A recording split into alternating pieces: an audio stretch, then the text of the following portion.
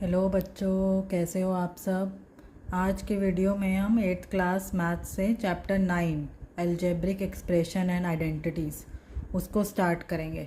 ठीक है, तो सबसे पहला जो क्वेश्चन आता है, इसको नाम को पढ़ के, algebraic expression and identities. Algebraic मतलब algebra, X Y Z A B C, components और कोफिशेंट 1 2 3। एक्सप्रेशन मतलब एक पर्टिकुलर जिसमें दो वेरिएबल भी आ जाए और कांस्टेंट भी आ जाए, उसको हम क्या बोलते हैं, एक्सप्रेशन। तो एक्सप्रेशंस क्या होते हैं हमारे, expressions are formed from variable and constant, जिसमें हमारा वेरिएबल भी होगा और कांस्टेंट भी होंगे।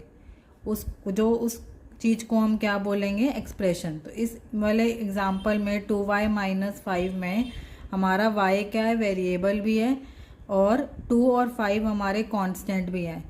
तो जिस इक्वेशन में ये जो पूरा वेरिएबल और कांस्टेंट दोनों आते हैं, उसको हम क्या बोलते हैं, एक्सप्रेशन। क्या बोलेंगे, एक्सप्रेशन। अब इस चैप्टर में कुछ इंपॉर्टेंट टर्म्स हैं, जिसकी है टर्म्स, फैक्टर्स एंड कोफिशेंट। तो हमने एक एग्जांपल ले लिया 7xy - 5x। हमने एक एग्जांपल ले लिया इसको हम 7xy - 5x को हम क्या बोलेंगे, पूरा एक्सप्रेशन, जिसमें 7xy और 5x हमारी क्या होगी, टर्म्स। 7xy और -5x हमारी क्या होगी, टर्म्स।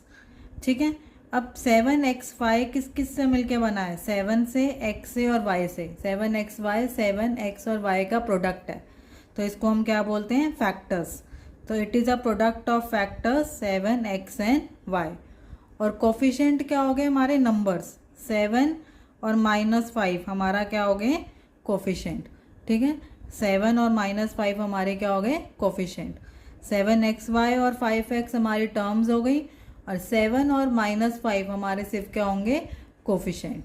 ठीक है, अब आगे कुछ और भी टर्म्स हैं जिसको हमें समझना चाहिए, जो कि हैं मोनोमियल, बाइनोमियल, ट्राइनोमियल, पॉलिनोमियल। ठीक है, तो सबसे पहले मोनोनोमियल समझेंगे।